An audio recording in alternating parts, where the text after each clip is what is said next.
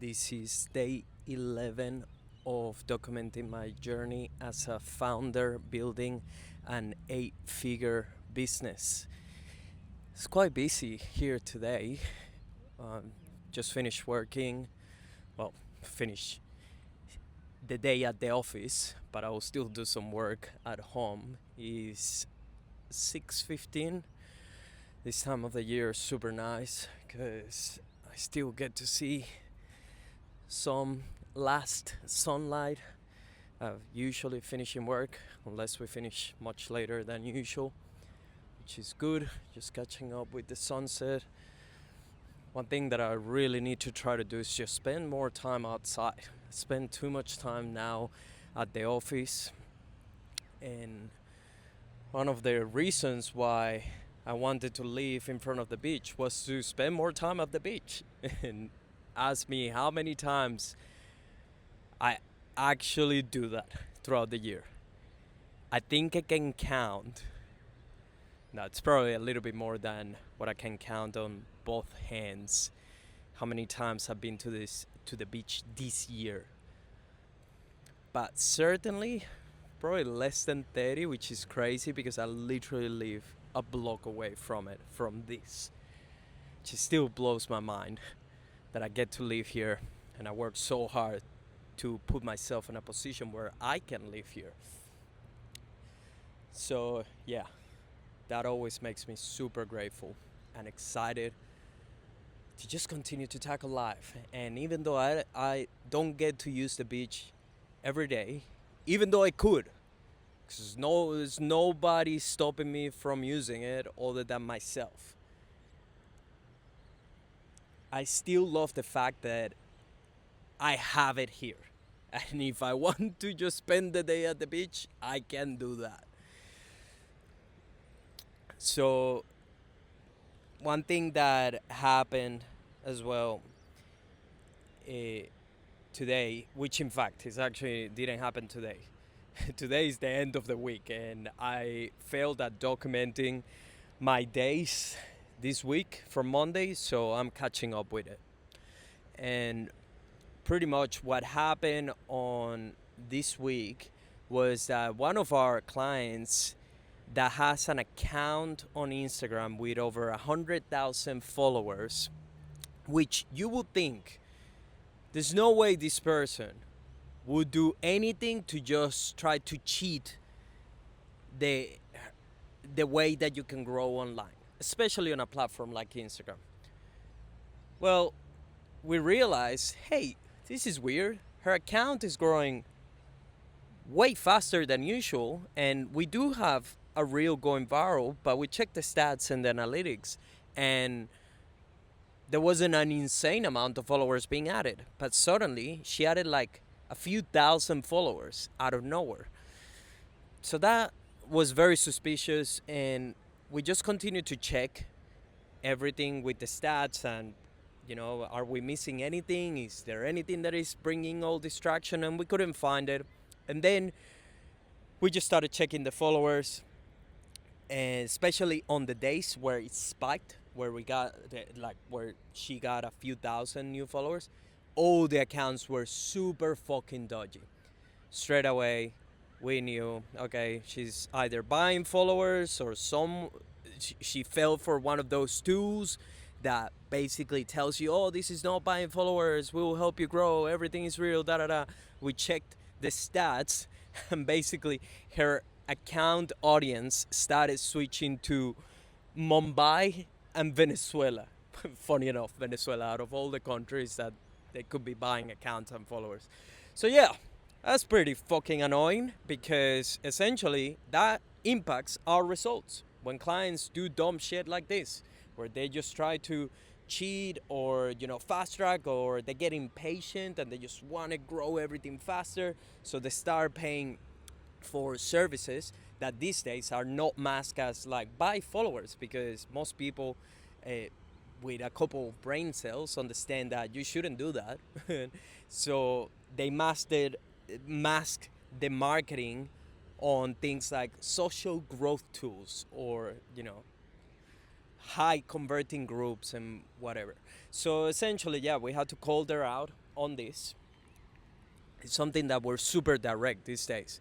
Like where she happened to come to get some content, and we just ask it plainly, like, "Hey, be honest.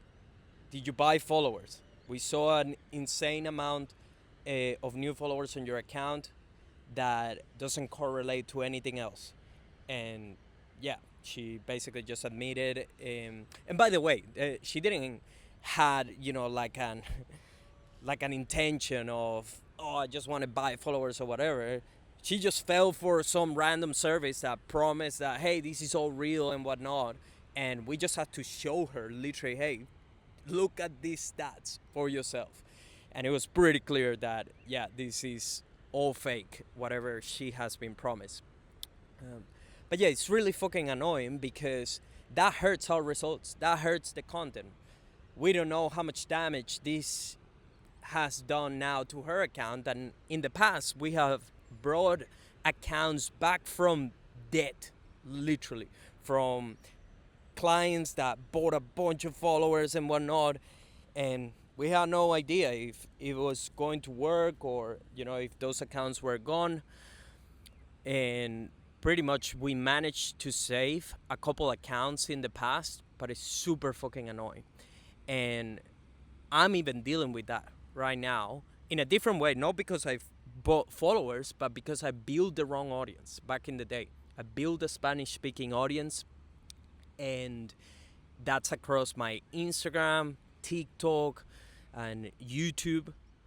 So YouTube is the one that annoys me the most because that's a 20,000 subscriber YouTube channel that I managed to build. But even though we have tried for the past few months now of just posting English content and just pretty much changing completely the strategy and trying to start fresh but still leverage the existing audience, because obviously there are people in there that will still consume that content and enjoy that new type of content, is being too slow, and it just feels like the channel is going nowhere. So maybe we're just battling uphill trying to completely change a YouTube channel that the fan base was built on a completely different language and pretty much from a completely different country. So we made the decision this week of just starting a new channel, pretty much for my personal brand and what we're trying to do. So yeah, that's what we're doing, starting again from scratch a channel. This time we're gonna do it with all the new learnings that we have implemented.